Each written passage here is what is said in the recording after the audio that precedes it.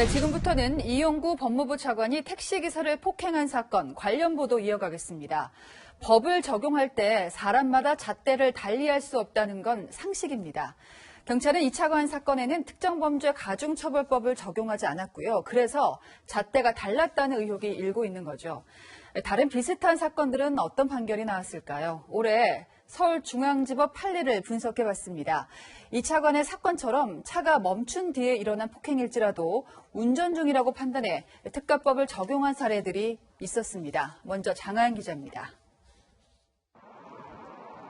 올 한 해 서울중앙지법이 운전자 폭행과 관련해 특정범죄 가중처벌법을 적용한 판결은 총 29건. 이 가운데 3건이 지난달 6일 밤 벌어진 이용구 차관 사건과 비슷했습니다. 서울 중구에서 관악구로 이동하던 중 잠들었던 승객은 목적지 부근이라며 자신을 깨우던 택시기사의 머리를 때렸습니다. 이후 택시기사는 승객과 합의하고 처벌을 원치 않는다고 밝혔지만 법원은 운행 중으로 보고 징역 1년 6개월에 집행유예 2년을 선고했습니다. 비슷한 사례는 또 있습니다. 승객을 내려주려고 멈춰선 택시 안에서 기사에게 욕을 하고 목을 잡아당긴 남성은 벌금 300만 원을 선고받았습니다. 한 남성은 예약 승객을 기다리는 택시를 멈춰 세우고 탔는데 내리라는 택시기사의 말을 듣고 얼굴을 때렸습니다. 이 남성 역시 징역 4개월을 선고했습니다. 모두 멈춰선 차 안에서 폭행이 이뤄졌고 피해자와 합의했지만 법원은 특가법을 적용해 판결한 겁니다. 경찰은 당초 이 차관 사건을 내사 종결한 이유에 대해 기존 판례를 면밀히 분석했다고 설명했습니다. 하지만 이 차관 사건과 유사한 정황에도 특가법을 적용한 사례들이 있어 내사 종결을 둘러싼 논란이 계속되고 있습니다. 채널A 뉴스 장하연입니다. 추미애 장관은 사의를 표했기 때문에 이용구 차관은 사실상 법무부 1인자입니다. 이 차관이 저지른 택시기사 폭행 사건은요, 검찰총장 징계를 주도해왔던 본인의 정당성뿐 아니라 무엇보다 법을 다루는 법무부 리더십 자체도 흔들리게 할 수 있는 부분인데요. 일단 서울중앙지검에 배당이 됐습니다. 경찰 수사에 빈틈이 많았던 만큼 검찰이 직접 수사할 명분도 강해졌습니다. 윤석열 총장과 이용구 차관, 공격과 수비가 바뀌었습니다. 이번에는 이지훈 기자입니다. 이용구 법무부 차관이 부임한 건 윤석열 검찰총장 징계위원회를 앞둔 지난 3일입니다. 모든 개혁에는 큰 고통이 따르지만 저는 장관님을 모시고 이 고비를 슬기롭게 극복해서 개혁 과제를 완수하도록 하겠습니다. 이 차관은 윤 총장 징계에 반발해 사퇴한 고기영 전 차관의 후임으로 징계위 당연직 위원으로 참여해 정직 2개월을 의결했습니다. 하지만 법원이 윤 총장 징계에 대한 집행 정지 결정을 내리며 법무부의 윤 총장 징계에는 제동이 걸린 상황. 이런 가운데 검찰이 이 차관의 폭행 사건 재수사를 맡게 되면서 이제는 공수가 뒤바뀐 형국이 됐습니다. 한 시민단체로부터 이 차관에 대한 고발장을 접수받은 검찰은 사건을 서울중앙지방검찰청 형사 5부에 배당했습니다.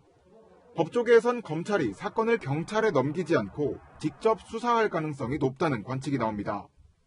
택시기사의 최초 신고 때부터 사건이 내사 종결될 때까지 경찰 수사가 부실했다는 의혹이 잇따라 제기되고 있기 때문입니다.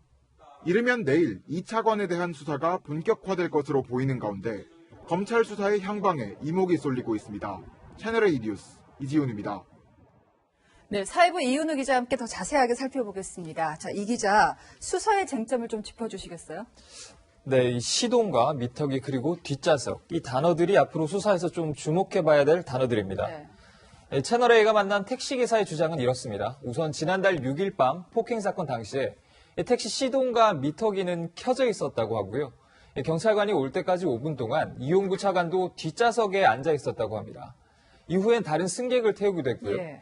이 승객의 승하차를 위해서 잠시 멈췄다는 건데 지난 2015년 개정된 법은 이런 경우를 운행 중이라고 규정을 합니다. 하지만 경찰은 정차 중에 벌어진 사건이라고 보고 특정범죄 가중처벌법을 적용하지 않았는데요. 검찰의 재수사에서 이 부분이 좀 우선적으로 규명이 돼야 할 것으로 보입니다. 일각에서는 합의했으면 끝난 일인데 왜 논란이 계속 이어지는지 이해할 수 없다 이런 반응도 나오는데요. 특가법의 경우에는 이 합의는 형량을 낮추는 고려 요인일 뿐, 이 합의했다고 적용되는 법률까지 바뀌는 건 아니거든요. 이런 부분은 택시기사도 정확히 알고 있었습니다. 운전자가 이거를 뭐 합의를 갖다가 그랬다? 뭐 죄가 좀 가벼워질 수 있겠지. 그 죄가 없어지는 건 아니에요. 자, 또 운전석도 쟁점이 될 수 있죠. 네, 그렇습니다. 이 교통사고 전문 변호사들의 의견을 좀 들어봤는데요. 이 한 변호사는 폭행 당시 택시기사가 운전석에 앉아 있었는지 여부도 중요한 쟁점이라고 말을 했습니다. 운전석에서 폭행을 당해 브레이크 등의 장치를 잘못 건드리면 도로 위에 2차 피해로 직결이 되는데요. 운전자 폭행을 더 무겁게 처벌하는 특가법의 취지이기도 합니다. 앞으로 검찰의 재수사에서 운전석 폭행이 인정될 경우에는 적용 법률이 바뀔 가능성도 있습니다. 다만 과거 판례를 보면 이런 경우에도 차량 기어를 주차 상태로 해놓았는지 여부에 따라서 특가법이 아닌 단순 폭행 혐의가 적용된 경우도 있습니다. 2차 피해 말씀하셔서 그런데요. 사건 발생 장소도 지금 논란이에요. 네, 그렇습니다. 이 아파트 단지 아니냐 아니면 일반 도로냐 이 부분이 문제입니다. 일반 도로에서 벌어졌다면 더 많은 시민에게 피해가 갈 가능성이 높죠. 이 가중처벌 대상이 될 수 있는데 그래서 경찰은 당초 아파트 단지 안에서 벌어진 일이라고 설명을 해왔습니다. 그런데 아파트 단지 정문 앞에 있는 이 도로, 정식 도로명이 부여돼 있고 구청이 관할하는 일반 도로였습니다. 그러니까 처음부터 경찰이 좀 명확하게 설명을 했으면 됐을 일인데 사건 장소는 굉장히 기본적인 건데도 이걸 두고도 혼란이 이어지는 거잖아요. 네, 경찰이 사건 발생 장소를 이 아파트의 백이동 앞이라고 최초 보고를 한 건데요. 사실과는 거리가 있었습니다. 기사 폭행은 백이동에서 한참 떨어진 아파트 정문 경비실 앞에서 일어났고요. 취재진이 직접 가보니까 이 백이동은 도중에 계단이 있어서 애초에 차량이 접근하기 어려운 그런 구조였습니다. 경찰은 당시에 어두워서 경찰관이 동번호를 잘못 보고한 것 같다 이렇게 해명을 했는데요. 왜 굳이 이 상대적으로 가까운 동들 대신 102동 앞을 적었는지도 좀 의문입니다. 경찰의 설명이 석연치 않은 건 이뿐만이 아니고요. 경찰이 국회에 제출한 자료에는 피해자인 택시기사가 지난달 8일 전화로 처벌을 원치 않는다는 전화를 걸었다고 되어 있는데요. 이 택시기사는 이날까지는 통화도 한 적이 없고 담당 경찰관 연락처도 몰랐다는 그런 입장입니다. 누구였다는. 처벌 불원 의사는 다음 날에 이 경찰서에 직접 가서 처음 밝혔다는 겁니다. 이 경찰은 자료 내용에 착오가 있었다 이렇게 해명을 했는데요. 이 사건 처리 과정 전반에서 드러나는 이런 석연치 않은 부분들도 재수사 과정에서 규명이 돼야 합니다. 근데 이게 한 개인의 문제가 아니라 법무부와 검찰의 또 다른 갈등 요인이 될 수 있다는 분석도 있어요. 네, 그렇습니다. 이 검찰 안팎에서는요, 윤석열 검찰총장과 추미애 장관의 이 대결 구도를 2차관이 그대로 재현할 거라는 그런 전망이 나옵니다. 2차관이 윤 총장에 대한 징계를 주도를 했는데 이제 택시기사 폭행 사건으로 검찰의 수사를 받아야 하는 처지가 된 겁니다. 2차관의 옛 법무부 동료들이 이 수사의 지휘 라인에 포진했다는 사실이 알려지면서 이 검찰 안팎에선 벌써부터 잡음이 나오는 상황입니다. 검경 수사권 조정까지 불똥이 튀고 있죠.